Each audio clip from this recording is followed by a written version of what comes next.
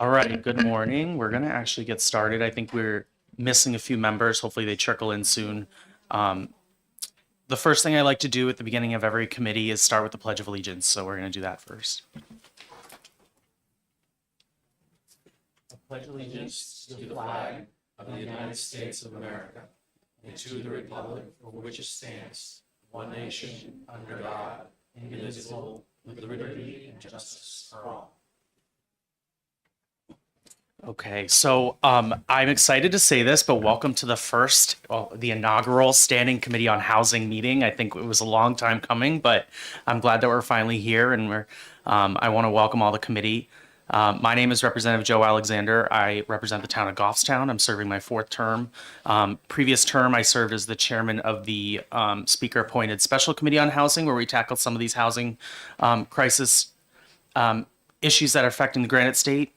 I've said this before, I'll say it again. This is the number one issue for voters. So I'm glad that we're all here recognizing that and we can tackle this head on as a team and hopefully get to some real good results. So with that, we're going to hop around a little bit. I have a commissioner coming in who needs to be in and out before 11. So when he comes in, I'll call on him. But throughout orientation, I'm going to call on members to introduce themselves, and we'll go around so we can all get to know each other. But so the first thing on the agenda, just greetings and ground rules. So I'd just like to give an opportunity for my vice chair to introduce himself. State Representative Brian Cole from Manchester, New Hampshire. This is my second year up here at the State House. I was on Commerce and Consumer Affairs last term, and I will be again. So there's a lot of crossover there, and I'm looking forward to working with you all. Thank you, Brian. And I'm going to let my state rep, Representative Reinfurt, I've appointed her as chair of the committee. I appointed her as clerk. So go ahead, Representative. Hi, I'm Representative Sherry Reinfurt, and I also represent Goffstown. This is my first term. I am a guppy in an ocean learning how to swim as the clerk, so I ask forgiveness first. She's going to be great at it, I know. So with that, the start time for these committees is almost always going to be 10 a.m. I don't see any reason we start before. The chairs meet at 9, so we would only start at 10. Plan on Tuesdays for our meetings. I don't see any reason we would meet another day, but if needed, I'd give you a lot of notice for that. There's an email that you can email the entire committee. It is the House Housing Committee at ledge.state.nh.us. So keep in mind, please do not, when you email a committee, make sure that you're not making it a public meeting. So don't discuss content, maybe discuss meeting times. You can pass around an amendment and say that you plan on offering an amendment, but this emailing the committee does not constitute a public meeting unless you make it one. So if you email the committee an amendment, that's perfectly fine, but do not discuss content over email. Make sure that the committee is all present and the public has an opportunity to participate with that. Dress and decorum. I expect committee members dress professionally, especially during public hearings. We need to set an example for the public when it comes to testifying. And cell phones should not be used frequently. Occasional communication is allowed, but please remain respectful of members of the public and other committee members when using your electronic devices. And note where the fire escape is. So with that, I'm going to call on our committee assistant and our committee researcher to come up real quick, talk about what their roles are, and then we'll go from there.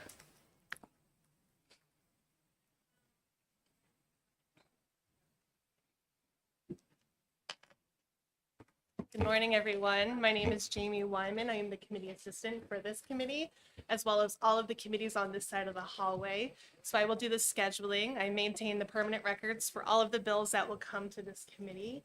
You can reach out to me if you need anything administratively. I'm a nonpartisan employee, so I'm here to help either side of the party. And my name is Christy. I'm the committee researcher for this committee. And I have a few other committees as well. And so I will come in and out of the meetings and help as I can. As nonpartisan employee, I also can create nonpartisan research. It's coordinated through the chair of the committee to benefit the committee. For examples are legislative histories, compare laws from other states, or even side-by-side comparison documents of House and Senate legislation. Great. Are there any questions? They're going to be a valuable resource for us, familiar face in here. If you have questions and you need assistance, they're certainly here to help. So I already have Christy on a research project. So if you think of anything, we can talk about that as a committee and go from there. Perfect. Thank you very much. So with that, like I said, we're going to hop around a little bit. I see Commissioner Caswell's in the room. So Commissioner, can you come on up? And Commissioner Caswell from New Hampshire BEA. I've invited him here today to speak about housing in general, the challenges facing the state, and have an opportunity to answer questions. But I assume New Hampshire BEA will be frequent flyers in this committee as well, as they care deeply about having a place for people to live. Commissioner. Indeed. Thank you, Mr. Chairman. And thank you for accommodating a busy schedule for today. I thought I might spend just a few moments with everyone kind of giving a little background on our department and how we sort of ended up having a role here in the workforce housing space in New Hampshire. The Department of Business and Economic Affairs has been around since 2017. We are the state's primary economic development and promotion and recruitment department. We have a number of different divisions that include all of the state's activity to recruit and retain businesses and workforce. We work very directly with all of our international partners to drive markets for our employers. We have staff that work on the ground with businesses around the state. And we also do all of the workforce development funded programs, federally funded programs, and then all of the state tourism development and marketing, which is the fun part of the job, right? Back in 2022, when we saw the state and local fiscal recovery funds become available under ARPA, then Governor Sununu made a pretty significant decision, which was to invest $100 million of that funding into the issue of affordable housing in New Hampshire. Obviously, we at that time and continuing to this day place an extremely high priority on the crisis that we currently have with housing in New Hampshire. It is obviously a local and municipal issue, but on a statewide issue, there is no employer that I talk to around the state of New Hampshire that says we have enough places for our employees to live. Given the fact that a big part of what our department does in terms of recruitment, and we don't just recruit tourists, we recruit workforce and we recruit businesses. A big part of that is the ability to be able to find places for those people and those businesses that we recruit to have a place to live. So that is kind of why we are in this mix. Personally, earlier in my career, I did work for the Department of Housing and Urban Development. So I have at least that background and have done some private development over the course of my career. And I can bring a little bit of understanding of those markets to this initiative. So the $100 million was set up in a program we called the Invest NH program that launched in the summer of 2022. We very quickly staffed up and brought those funds to the market. By November of that year, we had made initial awards of $60 million to for-profit and nonprofit developers of multifamily housing in the state that had an affordability component to it, to advance those projects quickly and efficiently to market.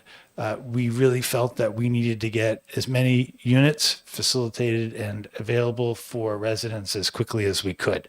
That component of the program is pretty much wrapped up at this point. We have all told, with all the various components under Invest NH, had a financial relationship with over 5,000 units, new units that have come online. We do a lot of this in partnership with our colleagues at New Hampshire Housing Finance Authority. They have been doing this a lot longer than we have, and they have a number of other really significant federal resources that are part of the solution here. But I guess one of the things I wanted to make sure that I emphasized is that as we have been through this process, and I mentioned 60 million of the 100 million, the remaining 40 million of that has gone to local municipalities in the form of, in three forms. First, we had what we called our municipal per unit program. So for municipalities that permitted affordable housing in their community within a 60-day period, they became eligible for grants of $10,000 per unit to be able to use however they felt was important. So some communities put those in rainy day funds. Some communities put those funds right back into that project. Other communities used it for infrastructure upgrades or whatever the case might be. But that was a very popular program, and we have run the course on that program. Another one that where we worked with municipalities was in a demolition program. And for a lot of communities, this was actually kind of a big deal. We were able to put some resources toward making more land available for housing of any type in a community. The applicants were the municipalities themselves. Sometimes this ended up being just straight reduction of density. Other times it was for projects like an old mill program in Franklin, as I recall, where there were a couple of outbuildings that were no longer necessary, and we were able to make that cost a little bit more available for the community and for the construction of those units. The last program, and we did this in partnership again with our colleagues at New Hampshire Housing, was what's called the Housing Opportunities Program. And this particular program, I think, speaks a lot to where we are headed. This was a program that allowed communities the opportunity with some funding to consider, if we were going to do housing of some type and at some level, what does that look like in our community? This is not, as I'm sure you are all aware, a state where in my view, the state government is going to say these are the thresholds that every community must meet in order to address this issue. I do not see that happening, and I do not personally think that would be a good approach. But where we are able to have communities, and I call these communities the communities of the willing, to say that this is important to us for one reason or another, but we're not maybe really looking for a 500 unit multifamily development, but we might be looking at 15, maybe 20 units in an area that makes sense, in an area where there is transportation in place, where there is infrastructure in place, and then to have the resources to consider how they might actually pursue that project, either through planning or zoning or whatever the case might be. So, as we have gotten to the point where these programs have kind of run their course, that particular program, I think we got to almost 70 communities in New Hampshire with those funds. And I think to be able to say that there are 70 communities who effectively raised their hand and affirmed that this is something that they're willing to take some time and consider really plays toward what I think the long-term solution of this problem begins to look like, which is, we can have $1 trillion in federal money, but if we don't have any communities that are willing to talk about this and to consider how they might want to participate in the solution to this, then that's a useless amount of money. All right. So there are great examples across the state of how this type of investment has improved the economies in those communities without necessarily addressing the issues of community character and the other things that we find so critical in New Hampshire. And I guess, sort of the last thing I would say is on that point, which is when I spend most of my day and my staff spends most of their day talking with businesses in New Hampshire and out of New Hampshire that are looking to come here or are looking to expand into the state. One of the things, and probably the top among the top 2 or 3 things that we often hear about, is how unique New Hampshire is and how unique our individual communities are. Right? We are not a state that, again, has these sort of statewide zoning rules in place that start over time making every community look the same. Now, every community in New Hampshire feels very different. And I think all of you can certainly appreciate that. And it is something that makes the state appealing to the very people that we are trying to see either come here and start a business or expand their business in New Hampshire. And so it connects to the housing piece and it connects to the community character piece. And I think taking an approach as we've taken with the Invest in H program has, I think, given a little bit of an indication as to some of the types of solutions that might be available there. The last thing I'll mention, Mr. Chairman, is we are now launching a new program called the Housing Champions Program that was passed by the legislature a few years ago. Just like 3 weeks ago, we announced the first 18 communities that have been named Housing Champions. This is a not terribly complex process where a community can apply for and receive this designation. And as a result of that designation, there's an access to an application process for a $5 million program for infrastructure and for a municipal per unit program. And I would say, for imagining that most of you having enough familiarity with the housing market in New Hampshire, that $5 million is not going to last very long. But it is, I think, again, an indication of the type of structure that we can put in place that is going to have a positive impact on the longer term solution of the program. So I hope that's sufficient, Mr. Chairman. I'm happy to answer and talk about any other issues, but I do look forward to joining you on future occasions as well. Thank you, Commissioner. I appreciate it. And as somebody that helped champion the Housing Champion program, thank you for the work that you're doing to make sure that we put those funds in the right place. So, Yes, sir. Thank you. any questions for Commissioner Caswell? Representative Howland. Thank you. Is there anywhere, because I really was a big fan of the housing opportunity grants. I think it was a spectacular idea. Is there anywhere that we can see the ordinances that communities passed that were part of the Housing Champions, just so that everybody can kind of look over it and see? I mean, every community is different, but you can get some trends out of what kind of passed. And I think it would be, for this committee particularly, kind of Yeah, helpful to look over. there are some differences, but at the same time, Housing Champions has sort of a standard set of, like, you have to have certain amount, you have to commit to a certain level of training for planning board members. You have to be able to put all of the various components in place. Not that we have a ton of them, but like a 79E type program and some others. If those are in place, the standards are mostly pretty static like that, but there might be some areas where there's some subjectivity involved. And I think you're right. That would be a very instructive component. So let me ask my staff if we could come up with a list of that and provide that for the committee. Thank you. That would be great. Other questions for the Commissioner? Representative Gibbs. Thank you, Mr. Chair. Mr. Caswell, did I understand correctly that you were able to get $60 million out to developers by November of 2022? Yes, ma'am. Then I want to compliment you on being able to do that so quickly. I worked for Department of Housing and Urban Development for 29 years myself. I recognize your name, although I don't. We were there at the same time. Mary. Yeah, I think we were. Yes, we were. Yes. And I know how complicated it can be to get a project started and come up with all the agreements and get all the stakeholders in place. So I really want to compliment you on the speed of doing that. Yes, well, I very much appreciate that, Representative, and it was not an easy process.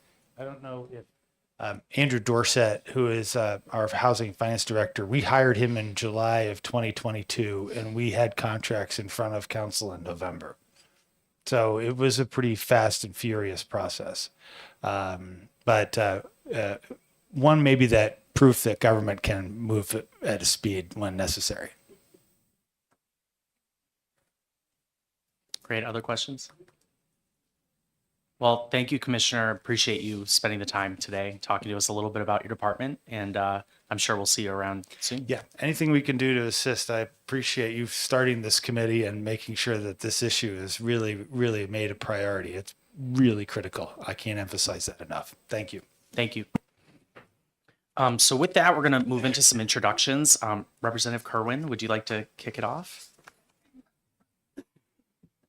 Hello, my name is Erin Kerwin. I am from Manchester, one of the big floats in Manchester, District 40, and this is my first time serving. What do you do for work? I have been a stay-at-home mom for the last 18 years, and before that, I was a social worker and a teacher. Well, thank you. Welcome. Thank you. Hi, my name is Dylan Dumont. I'm from Hudson. I own a property management development company. Have a long time, I've been serving a long time in Hudson on planning board, past 2 years been zoning board, and also vice chairman of the select board. I'm Al Holland. This is my second term. I'm coming over from municipal county government. And as I alluded to, and the commissioner was there, Durham put together, I represent Durham, Lee, Madbury, and Dover Ward 4. We put together the town council put together a housing task force, which we applied for a housing opportunity grant to do a housing needs assessment, and it passed a workforce housing overlay, and the planning board just did a student housing definition. So we've been pretty active. So it's been a really helpful program. Good morning. My name is Julie Miles. I represent Merrimack, Hillsborough 12. I will also be serving on the Commerce Committee for work. I'm a medical underwriting nurse, and I have a lot of background in insurance matters. But I'm very honored to be sitting on this committee because it was something that I heard a lot on the campaign trail, as this is my first term. So I'm excited to be part of it and see what work we can get done together. Good morning. I'm George Grant from Sunapee, New Hampshire. I've been in the building industry for 50 years in residential and light commercial. Own my own company for 35 years. So I think they found the right fit for me. Thank you. Thank you. Good morning. I'm Representative Boris. I represent Ward 6, District 8 in Nashua. I'm owner and operator of a mortgage company downtown Nashua for the past 25 years, and I assist homeowners in acquiring properties and issuing grants. I'm very excited to be on this committee, and I do hope to be able to collaborate together and assist our state with housing. I've also served on the City of Nashua Zoning Board. Thank you. Thank you. Representative Page. Good morning, everybody. I'm Representative David Page. Really excited to be here with a fabulous committee. I think we're going to get a tremendous amount done. I think there's a great will for action on both sides of the aisle. And I hope that this is 2 years where we see a lot of forward motion. I represent the town of Conway. And when I first ran for office, it was largely motivated by what I was seeing in the Mount Washington Valley, which was that it was becoming harder and harder for young families to stay. And I'm very fortunate. I'm raising my kids in my family homestead in Conway. They're the 10th generation to grow up in our house. But when I talk to young people, when I go in to speak with high school students in the classroom, again and again, what I hear is they just don't see how they'll ever be able to build a life for themselves in the town where they grew up, in the place they love. And so I'm here to work with everyone to try to solve that problem for my constituents and for all of our constituents. Thank you. Thank you.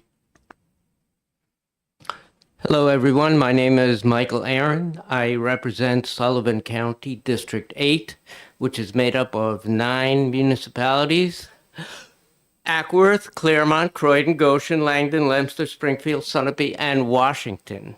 Representative Grant and I represent Sunapee and Springfield together. I am the chair of the Ackworth Planning Board, and I've been on the planning board since 2014. I'm also on the school district budget committee in my community. I live in Ackworth, which no one knows where it is, and we like it that way. I hope to work well with all of you. Thank you. Thank you. Hi, my name is Calvin Bollier. I'm very honored to be here and be on this committee with all of you. I'm the father of 3 kids. I live in Littleton, New Hampshire, and I am one of the representatives from Grafton 1, which includes a handful of towns in northern Grafton County. Part of my background, I am an attorney. I am also a New Hampshire real estate broker, and I also serve on the Littleton Planning Board. Morning, my name is Matt Hicks. I represent Concord's Ward 10. So Merrill and I compete for the shortest commute, I think, on this committee, which is Merrimack 24. I came over from municipal and county government with Al, where I think both of us were very much focused on the housing issues. So I'm happy to be here. I'm an educator. I run a school here in Concord. I also been on the planning board for a decade and a half, and I'm on the board of directors of the local chamber of commerce. So I see this issue from all sides. So thank you. Good morning. I'm Merrill Gibbs. I represent Concord Ward 9, and this is my second term in the legislature. Before I retired, I worked, as I said, for 29 years for the U.S. Department of Housing and Urban Development. So I'm very familiar both with how federal grants work and also with the complexity of setting up housing development. I actually worked for the Office of Fair Housing and Equal Opportunity, but what my unit dealt with was fair housing requirements, equal opportunity requirements for HUD programs. So I worked with all types of HUD programs, including many housing programs. And prior to going to HUD, I was director of the New Hampshire Human Rights Commission. Thank you, Representative. I'm Representative Sherry Miner from Laconia. I am a property owner, not manager no longer. I stepped out of the business, but we own some mobile home parks and rental property. I have run an association that actually helps landlords and tenants alike when they've kind of had no one to turn to. Prior to that, I worked in corrections. My name is Dick Thaxton. I represent the towns of Troy and Fitzwilliam, which is Cheshire 12. That's the greater Keene metropolitan area, if you're not familiar with Cheshire County. And for the last 45 years, I have worked in the housing industry. I have worked for major market builders like Weyerhaeuser and U.S. Home Corporation in major markets. 35 years ago, I moved to New Hampshire to raise my family. And in New Hampshire, I have been and am a licensed real estate broker in New Hampshire, Vermont, and Massachusetts. I employ other people as salespeople and have for 20, 30 years. I manage properties for other people as well as redeveloping properties that I own and managing properties for other people. Representative Reed, would you like to introduce yourself? Sure. Ellen Reed, representing Newfields and Newmarket, Rockingham 10. This is my 5th term. I've made housing and dealing with the housing crisis my number one issue for the last several years, sponsoring 11 housing bills from a variety of different aspects and approaches last term alone. And in my opinion, it's the most important thing we need to solve in this state. And it addresses multiple other crises that we have in this state. But if we solve housing, then we will solve, or at least make strides to soar up towards solving these other issues. Thank you. Well, welcome. So the charge pursuant to House Rule 31 is the duty of the Committee on Housing to consider subjects related to housing, condominiums, landlord-tenant rights, residential zoning, planning, and other matters that may be referred to it. There's 10 Republicans, 8 Democrats on this committee, and I've assigned seatings with the collaborative goal in mind, so you shouldn't be sitting next to all Democrats or all Republicans, so hopefully we get to know each other. Occasionally we'll be assigned bills that come from other committees, but if that's the case, it's mainly our job to consider those specific subject areas that we have voted in as persistent to housing policy. And And occasionally we may decide to set up subcommittees on a bill. So I've scheduled some public hearings for next Tuesday. If at any time the committee feels that we may need to spend some time working on it further, please state that during the public or after the public hearing. We'll have an opportunity to talk about that, set up a subcommittee. Maybe some members can get together and talk about that more. I ask that you ask all questions during a public hearing through the chairman. So, for example, when Commissioner Caswell was here, we did a great job with that. I won't tolerate debates with witnesses and unfair questions. Our job is to ask questions, evaluate the merits of a bill. I'll try to be as fair as possible to all members, but I will not tolerate disrespect to witnesses or other committee members. The public hearing is also not a time to make a speech. Please save comments for our executive session. Again, I will not tolerate unfair treatment to the public. If you're a sponsor and you are a member of the committee, you may do one of two things. One, you can choose to ask fair questions to witnesses, or two, you may testify. If you testify, you can return to your committee seat, but you must remain silent for the entirety of the hearing. In cases which I'm the prime sponsor on a bill, which there are a few that have been referred to this committee, I'll defer to my vice chair to run the public hearing on that bill to make sure it's fair hearing. We may take action on bills during a public hearing day, and pursuant to House rules, that's the discretion of the chairman. While I have no intention of conducting an executive session unless our committee is full, or with consultation with our ranking member, Representative Page, I do have the right as chairman to call an executive session at any time during, before, or after a notice public hearing. And if you have questions about the ethics of recusing yourself from a bill or a hearing, Richard Lambert and Legislative Services can help you with those ethics questions. With the executive session, there's no public input during an executive session without my consent. If you'd like to draft an amendment on the bill, you can do so through the portal, similar to where you sponsored legislation or co-sponsored them. If you need additional help, contact your ranking member or the chairman of the committee. In the first year, there are 4 motions that can be made. Ought to pass with amendment, inexpedient to legislate, or retain. A retain motion allows the committee the opportunity to hold on to the bill over the summer and work on it as a full committee or subcommittee. All amendment votes and final votes on the bills will be done via roll call from the clerk of the committee. Immediately following executive session, if you made the motion on a bill or if you're in the minority and disagree, would like to debate on the floor, please write the committee report and send directly to me pursuant to House rules for approval. I will then send it to committee assistant to get into the House calendar. The committee report should outline the majority and minority position on the bill, any possible amendments and what they do, and the recommendation. It's critical we have a full committee during exec sessions, so if you cannot be here when a scheduled executive session is happening, please contact your partisan office and they will find a replacement for us to conduct that. So with that, I have a couple more. Are there any questions? I'm just like throwing some information at you. There's quite a bit of freshmen on the committee, so I just want to make sure I outline some ground rules before we move forward. Representative Reed. Thank you, Mr. Chair. Just not so much questions, just clarification on a couple things. The rule about you can only act on one side of the table is true of everyone, regardless of whether or not you've co-sponsored a bill.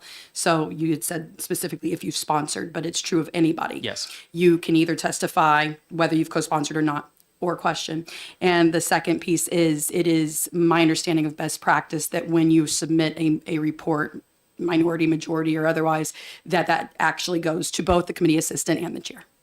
Yes, and the committee assistant will not publish it without approval of the chairman.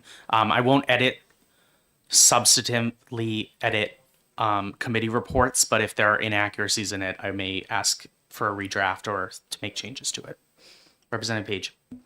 I think most of what you just covered, most of us here in my caucus are aware of, but for our newer members, if those notes are something you'd be willing to share, that would be a great shortcut for us. And just especially because one of our representatives is absent today, who's a freshman, just to make sure everybody has the same information up front. I'd appreciate that.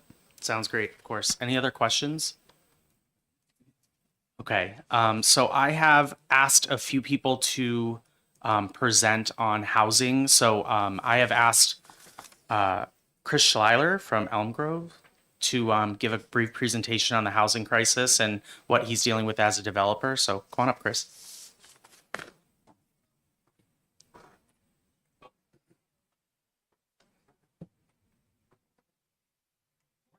Good morning. Yes, please. Good morning. All right.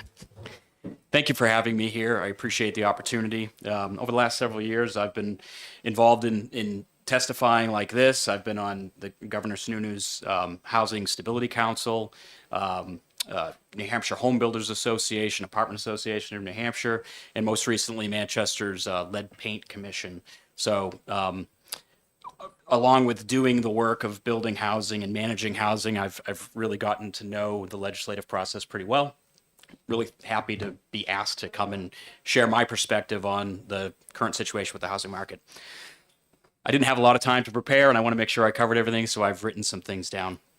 I guess I would say the housing market in New Hampshire is in crisis mode today and has been for several years. Single-family home prices continue to rise. The median home price in New Hampshire right now is $520,000. That's double the national average.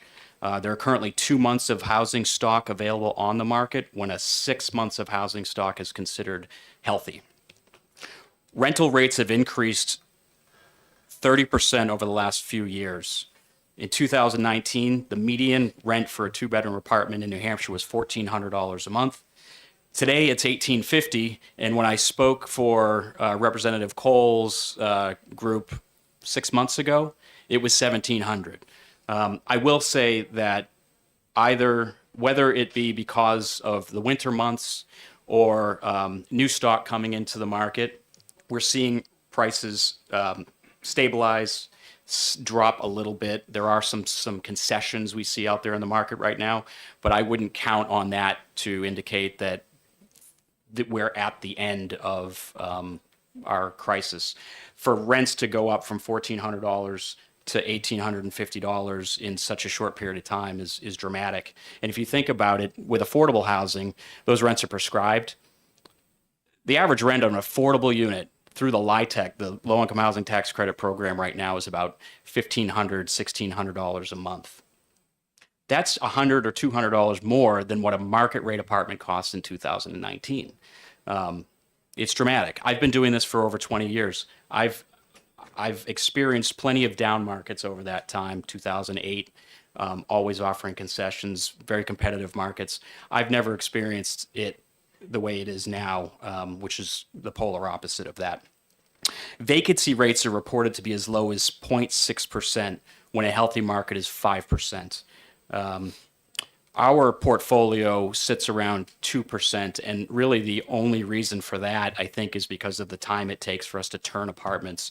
It's also our housing challenges are affecting employment. They're affecting the trades, getting people from the trades to come to New Hampshire and be able to afford to live here and then do the work that needs to be done to construct and maintain housing is another side challenge of our housing troubles.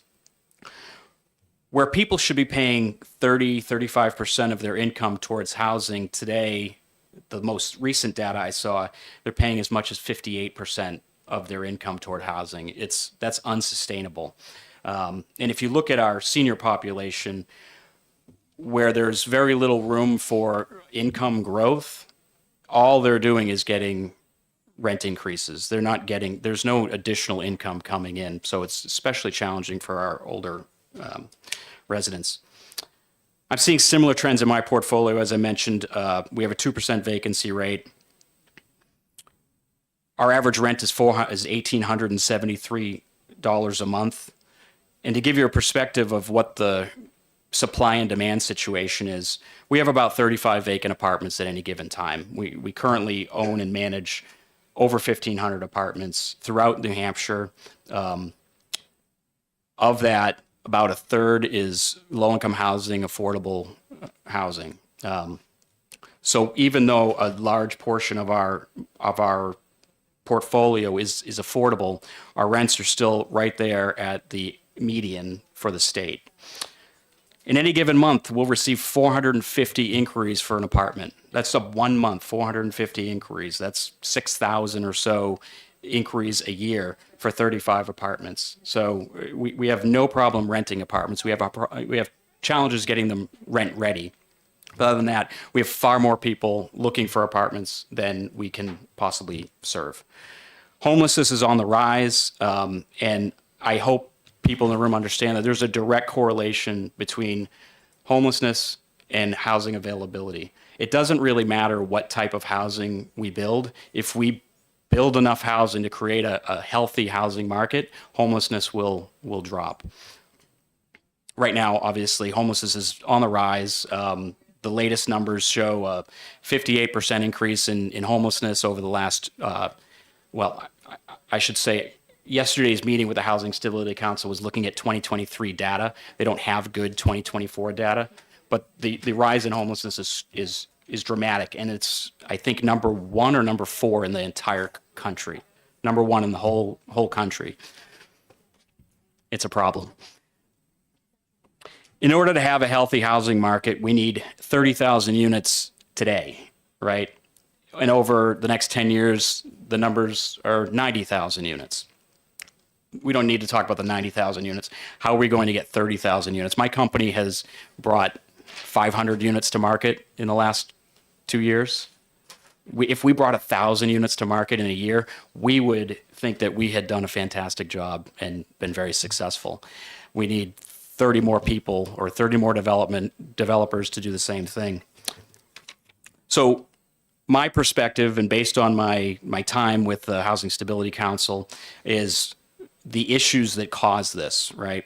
In migration, I'm not talking about illegal migration. I'm talking about people moving from Massachusetts and other states to come to New Hampshire because this is a great state with low taxes, great quality of life. People are moving here because it's less expensive for them to live here and travel to Massachusetts, for example, for their jobs. That alone is creating tremendous amount of competition in the market and driving up prices. They're able and willing to pay more. In Boston, you can rent an apartment for $4,000 a month, and it's a good deal. You can come here and rent the same apartment for $2,000 a month, and although it's expensive to us native New Hampshire folks, it's a bargain for them. It's driving up prices. It's good for our state too, though, to have 30,000 people over the last 2 years move into our state who are well-educated, family, people that want to raise a family in our community, but we don't have the housing for it. Inflation over the past few years has dramatically increased costs of owning and caring for real estate. We've seen increases in costs of 30%, give or take, taxes, utilities, insurance, labor, and materials across the board. And what a lot of people don't realize is that there's a lot of people that have owned real estate, multifamily housing in this state for many, many years. And they're now in a market where selling today is in their best interest. And they're also maybe at the end of their career and they're looking to retire out of it. So a lot of real estate is being transferred to new owners, including ourselves, who are putting a lot of debt on these properties. That's driving up rents as well. I think that's unavoidable, but it's a reality of the situation. Costs for construction have risen along with inflation. Interest rates are at approximately 6.5% right now. So our expenses are going up, whether we're constructing new housing or just maintaining the existing housing we have. Zoning and restrictive local and state regulations have not adapted to this need at all, and there's still a great deal of resistance to change in that area. Many communities in the state are uninterested in approving new housing developments over concerns about methodological issues like parking, school enrollment, infrastructure, and crime. The NIMBYism is especially strong when it relates to affordable housing. Now, affordable housing is housing built for people that earn between 60 and 80% of area median income. Affordable housing can be built for people that make 20, 30, 40, 50% area median income as well, but generally defined as between 60 and 80%. That is for a household in New Hampshire that earns around $55,000 to $75,000 a year. That's not low income. It's hardly low income. But the hardest hit populations are for folks, especially families that are earning $50,000 a year or less. There's no housing at all for that segment of the market, and it's a huge segment of the market. Housing choice vouchers are probably the only solution for people that are making below $30,000 a year. And there's a lot of real estate owners who choose not to accept those vouchers for their own reasons. It's a challenging, administratively burdensome contract to deal with. But they're doing a good job of recognizing that they need to be a partner to landlords and offering some incentives, but also just making the partnership with property owners a little bit more two-way. And I think that's going a long way toward getting more property owners to accept those vouchers. But again, somebody has to pay for those vouchers. And, as far as I know, we have as many vouchers as we can afford in the state. And I don't know how they'd fund more. The solution to building more housing, especially affordable housing, is this. New zoning ordinances allow for shorter setbacks, more density, more height, and fewer single-family only zones. Light density zoning would allow for 4 units on single-family lots, ADUs by right, and fewer parking restrictions. There's a lot of cities throughout the country that have adopted light density, and it's not as shocking when it actually goes into practice as I think a lot of people that live in communities think it would be. Europe is almost entirely light density zoning. State subsidy. If you do anything this year, fund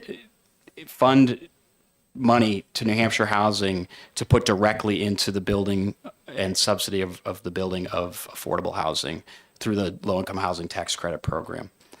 Streamlining the permitting process is key. In a healthy market, nobody cares how long it takes for a developer to get a project permitted, but the permitting process as it stands is unpredictable.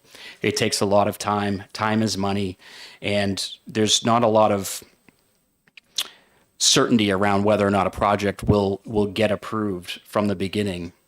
So oftentimes a viable project will just not be developed out of uncertainty. And we need to educate our local planning and zoning boards on the reality of the housing situation and help them overcome the myths about housing that fuel NIMBYism in our communities. So New Hampshire Home Builders, the Housing Stability Council are 2 groups that I'm involved with that have been talking about this issue for years. I think they're excellent resources for anyone who wants to understand more about exactly what's going on in the housing market here. And I recommend that you reach out to members of those groups and talk to them, especially with home builders on the development side, on the construction side. They have a really good handle on what is needed in order to reduce the costs of development and construction and get more housing built. That is my testimony. Thank you. Thank you very much for your experiences. Questions? Go ahead, Representative Hicks. Thank you, Mr. Chair. You mentioned a lot, and I thank you for your expertise. One thing I don't think I heard was short-term rentals or second homes in New Hampshire, and if that is contributing to this problem. Could you comment on that briefly? So I saw a speaker recently talk about that, and he couldn't correlate that short-term rentals is causing more issues, but I can't imagine that up in the North Country it doesn't. But I don't know for a fact. I don't know that that's an issue that is the lowest hanging fruit that we need to deal with. But I would look, if I was in the North Country, I'd look at it more closely, because obviously there's a limited amount of housing up there. And if some of it's set aside for short-term rentals, that's going to take away from folks that work up there. Now, I don't know if those homes that are being Airbnb'd up there are affordable to people working normal, typical jobs in the North Country either. So I guess that might be one reason why it isn't aiding in the problem. But it certainly has had an effect. I mean, Airbnb has blown up over my sister owns 5 of them. She would say it's not a problem, but I don't know. Representative Kerwin. Thank you, Chair. You mentioned that there was 2 organizations to look into, but I didn't catch what they were. Oh, well, on the construction side, the New Hampshire Home Builders has a really excellent government affairs committee, and they seem to have their heads wrapped around a lot of the solutions and are really working with the legislature this year to try to get some of those in the forefront. So they're a great resource, Matt Mayberry. And then the Housing Stability Council, which is Governor Sununu's council. We meet monthly. We have break-off groups. There's a lot of data available through that group. There's 50 members, so lots of conversations. I guess the point I want to make about those two organizations is they have different purposes, but I have noticed that it doesn't matter what side of the aisle you're on with this issue. For the most part, everybody tends to agree on what the solutions are and really what the problems are, what they stem from. I think that's really healthy and uncommon too. So. Thank you. Other questions? Something that I want to focus on or have this committee really dive into is a lot of the permitting reforms, specifically state level permitting. In the perfect world, have stability on when you want to start a permitting project and have a set end date. So I have the committee researcher looking into each department and what they require, where in the RSA it's required, and or if it's in rules where it's required. And I guess I'd love your feedback on where, because if we're going to ask maybe towns to do something and streamline their projects, the state also needs to lead on this. And so if there's problems on the state level where you're finding that things are taking too long or there's more red tape than that's needed, we would love that sort of feedback, me specifically, because I see that as a charge of this committee as well, is to make sure that our departments are running as smoothly and efficiently as possible. Sure. So for me and my expertise, I'm on the property management side of our business, and I have been for 20 years. I have never pulled a permit for anything. However, my understanding is that it's the uncertainty about the time the permitting process will take. And if there was a 60-day turnaround, and let's say after that 60 days, oftentimes you could get a denial, or you could get a list of things that need to be addressed before a permit would be approved, and then another 60-day period extends, right? So now your 60 turns into 120. I think what we'd be looking for is that we have 60 days for a permit to be approved, and then we get back a list, and we have 10 days to turn that around, rather than extending another 60 days and then finding out at the end of that things would be denied or delayed even further. It really, there's a carrying cost to owning land or a piece of real estate that you want to develop, and you're paying for that every single month, regardless of whether or not a permit's been approved. And it's that uncertainty that creates trouble, I think, for developers. John Stevens is putting together a forum that we were invited to participate in on the permitting process and looking to find out ways to streamline that. So I hope something comes out of that. I don't know what it will be, but we'll have some folks there at that forum that do this on a regular basis. Well, you'll be happy to know that I'm coordinated with John Steven on that forum. So I know what Well, you're talking wonderful. Then you can tell us how that goes after. There was there's another piece too that I was speaking with John about, and that has to do with inspections. So the state has a process where they will inspect, whether it be wetlands or whatever. And there aren't a lot of inspectors at the local level or at the state level. They're spread very, very thin. It's like elevator inspectors. I think there's 2 in the entire state of New Hampshire.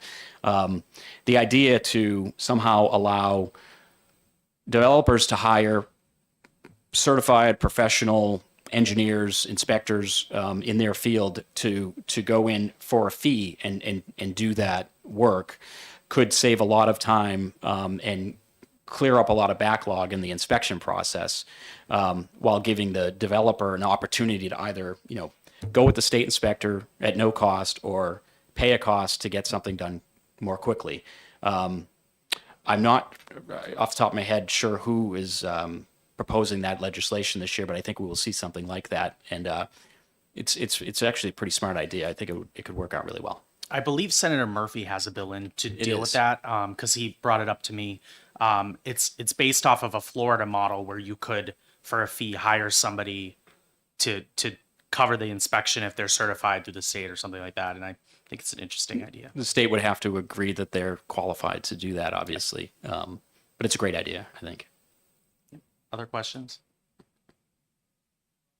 All right, seeing none, thank you. Thank you. Appreciate it. Okay, so we're running a bit ahead of schedule. I had originally asked for Rob Dappis from New Hampshire Housing to come, but I don't see him in the room right now, so I'm not sure. Maybe take a quick break, maybe like 10, 15 minutes, and then we'll reconvene when he gets here. Okay. 11:15, we'll come back.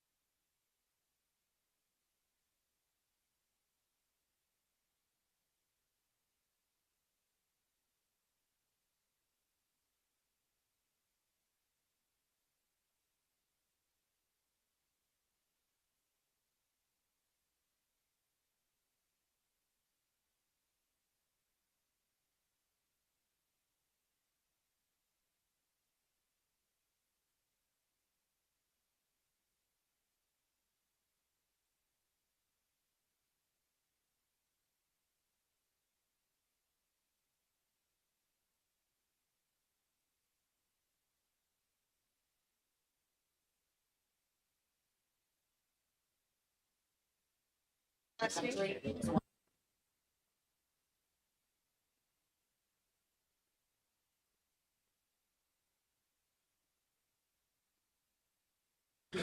we are coming back. Our guest is here. Is everyone back? Good.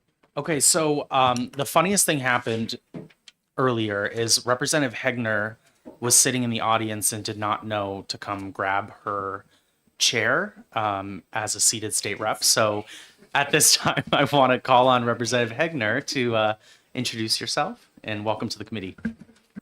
Hello, I'm Karen Hegner, and I'm from Manchester. And this is my first year, and I am in title insurance and have been for over 23 years. So I'm very excited to be part of this housing committee and get to meet everyone, and let's get some things done. Thank you. Awesome. Well, welcome. These are assigned seats, so feel free to grab that seat at any time. Anytime you wish.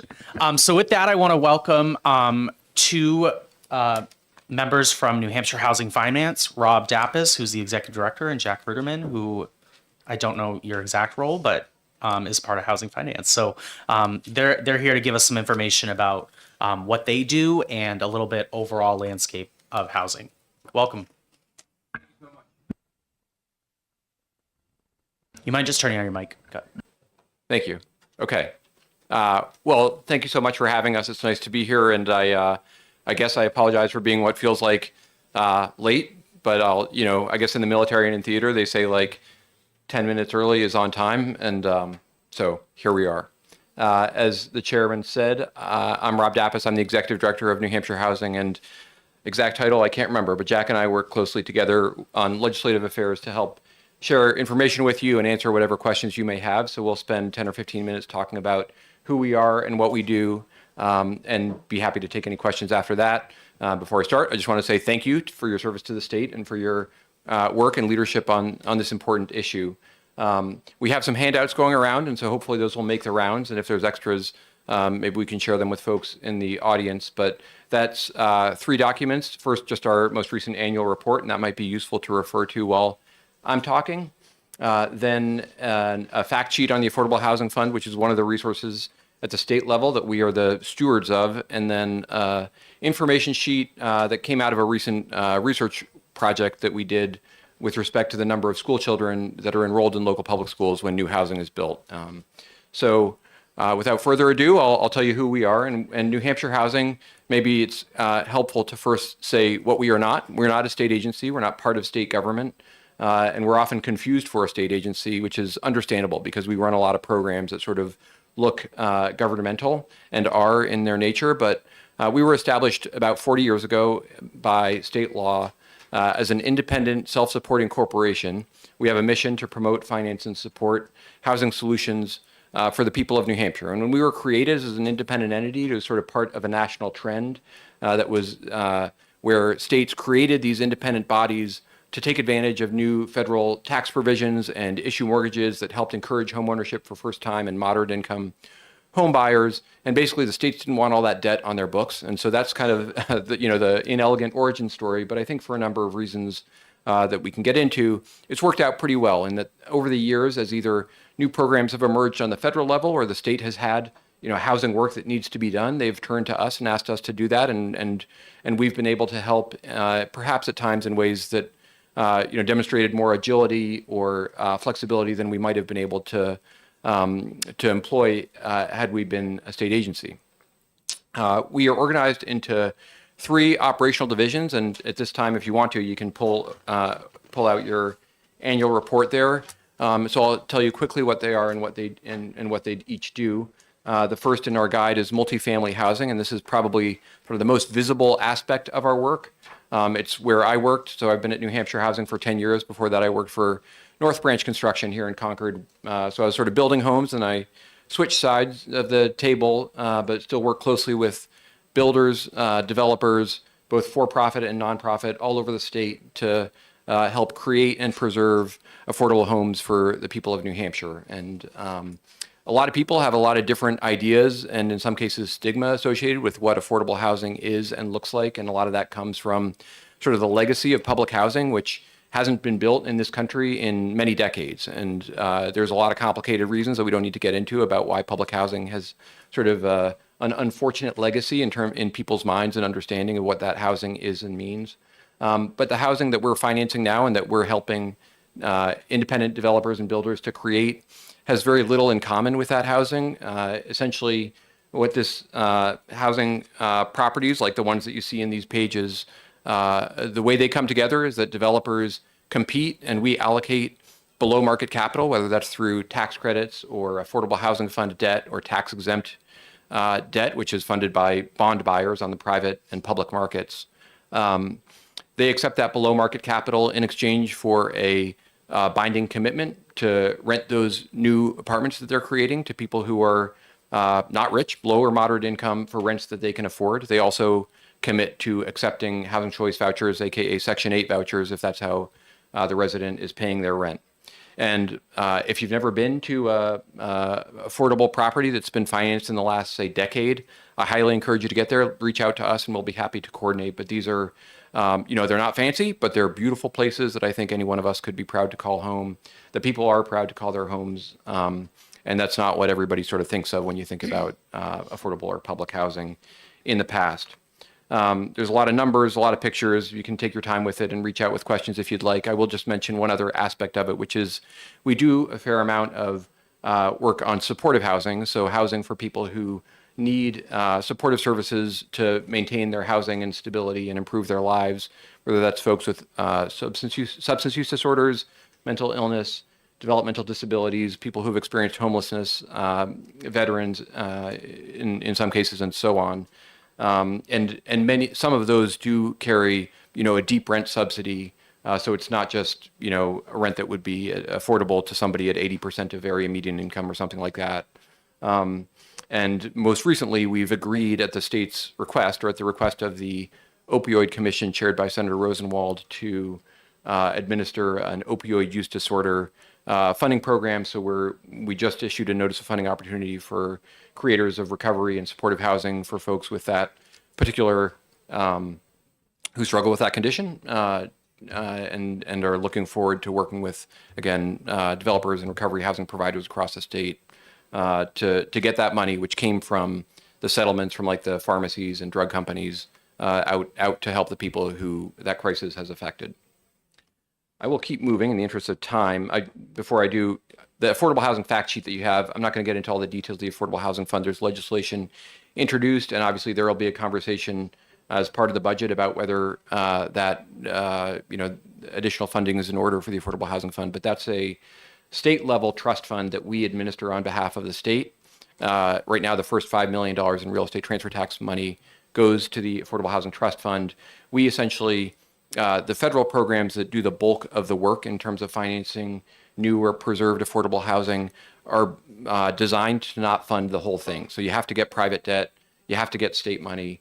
The Affordable Housing Fund allows us to fully utilize, at best, fully utilize, or at least leave less on the table in terms of tax-exempt bond financing and low-income housing tax credit that the federal government allocates to us on a sort of per capita allocation.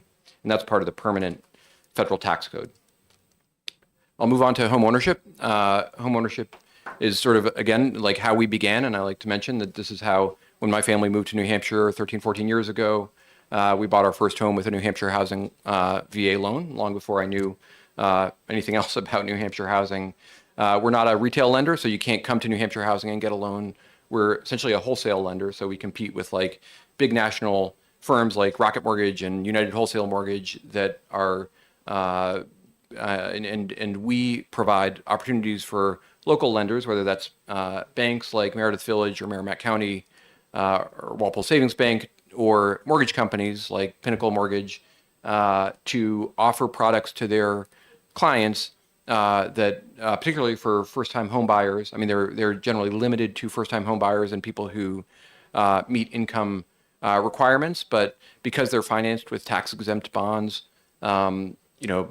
people buy those bonds or investors buy those bonds on the public market and pay a premium because their dividends are tax-exempt. That makes the debt a little bit cheaper, and so we're generally 1 percentage point, 100 basis points lower than what the market is. It varies a lot depending on the specific program and what you're putting down. A lot of these are FHA or low down payment loans, but not all of them. So it just allows people to achieve home ownership in what is really a very, very competitive market, as I'm sure you've all heard and are probably hearing in other presentations. There's very limited inventory, and home prices have gone crazy in the last couple of years, frankly. We also, so I mentioned, I don't know if I mentioned, down payment assistance is a component of these loans, and that's not, state money. It's essentially the profit that we make by issuing these bonds. We put back into the bond indentures and offer down payment assistance of $5,000, $10,000, or $15,000. So that, because we so often see renters who are paying, $2,000, $2,500 a month in rent in some markets, but it's no mystery about why they can't save for a down payment. And so down payment assistance, which goes in as a soft second, essentially it's a loan that is only repayable upon sale or refinance of that mortgage. And we have precautions to make sure people don't get underwater and get hurt. But that helps a lot of people achieve home ownership as well. I'll move on to assisted housing. The assisted housing division essentially serves as the public housing authority for areas of the state that don't have a local public housing authority. That means we administer the Housing Choice Voucher, a Section 8 program, which is entirely federally funded through the HUD budget. So there's 17 PHAs actually. A lot of people don't realize, but of course Manchester, Concord, Nashua, Dover, Portsmouth have their own PHA, but also some smaller communities like Somersworth and Berlin and others. There's about 10 or 12,000 vouchers in the state, and we administer roughly a third of them. I think the important thing to understand about this, it serves, if you look at sort of the incomes and demographics of the families that we serve with these various programs, this is by far the lowest income and most vulnerable. The median income of the folks that we help, it's not, I thought it was in our, oh yeah, there it is, $19,260, largely people on fixed income. 78% are seniors or people with a disability, many of them both. This program has historically been a really important tool to help people who are at a difficult time in their lives, who may be experiencing housing instability or homelessness. I think the important thing for all of us to understand is that because rents have increased a lot, and we're paying that rent on behalf of the voucher holders, their income has not increased very much. As I said, most of them are on a fixed income. The budget has increased a little bit, but not a whole lot. And so used to be, we had a waiting list of maybe 4,000 or 5,000 people, and you could reasonably expect that if you signed up and were eligible, you might get a voucher in 4 or 5 years, which is hard. That's a hard message to deliver, but you can maybe see that in the horizon. At this point, we have a waiting list that's ballooned to 7,000, and for those who sign up with just sort of like regular eligible people, even if they're experiencing homelessness, but they don't have a preference because they're, referred by DHHS and avoiding nursing home care, or terminally ill is another one. There's a few preferences that will get you a voucher in a year or something, but apart from that, it's, it might be 8 years and it might be never because of the other folks who are coming onto the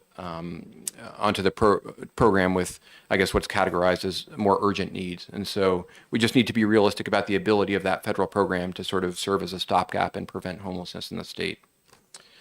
That's our 3 operational divisions. There is a 4th team, which is small and mighty and does a lot of important work that may be also visible to you. And Jack is actually a member of that team, so I'm going to turn it over to him to talk a bit about engagement policy and communications. Super. Thanks, Rob. And good day, everybody. It's sort of in between good morning and good afternoon.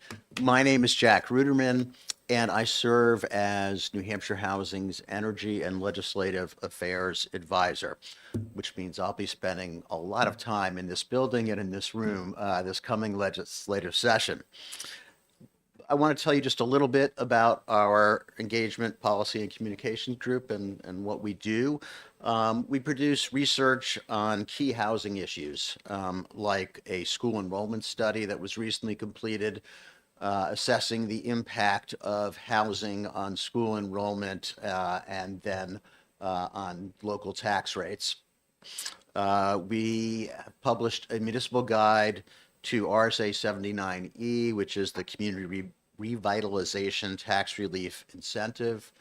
the state housing needs assessment, and also the annual residential rental cost survey, which tells us what housing costs are for renters and home buyers across the state. So it really gives policymakers and the public and other stakeholders a detailed portrait of the housing market. And it does it, by each county throughout the state, and you see a fair amount of variability. But if you're reading in the paper that the vacancy rate is X percent, or median rent for a 2-bedroom apartment has gone up by 38%, usually the source of that is this survey, which is done annually. We also serve as a resource for towns and cities that are seeking local solutions to the housing crisis. So we work closely with several regional workforce housing coalitions around the state. And we also manage the state's Housing Opportunity Planning Grants program, or the HOP grants, as some of you may have heard. And that program has provided funding to more than 60 communities. They've received grant funding, which came to us by way of Invest New Hampshire, Governor Sununu's initiative on the housing front. And what the communities do with these funds is they first conduct a housing needs assessment to figure out what are the needs within our own particular community. And then they look at their zoning ordinances and all local land use ordinances to explore ways to remove barriers to increasing the supply of housing at the local level. So that program really has grown very quickly, and a lot of work is being carried out at the local level. And this is a program that we feel is having an impact and will continue to have a significant impact over the course of the next few years. So that's just a quick look at the work we do in the EPC division. And with that, I'm going to turn it back to Rob.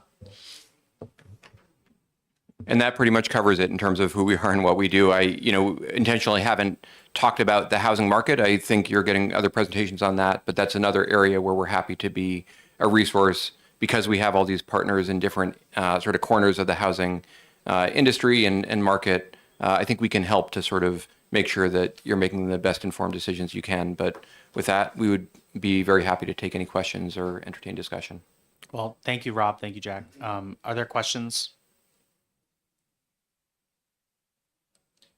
No questions. All right. Thank you very much for coming today. So with that, that's all I have for orientation, laying out some ground rules, listening to a couple speakers. On the agenda moving forward, next Tuesday, we're starting public hearings. I scheduled, I believe, 8. There's originally 6. I added 2 more, hopefully quick ones in the afternoon. Goal is to usually be out of here around 4. So with that, does anybody have anything from the committee that they'd like to contribute before we break?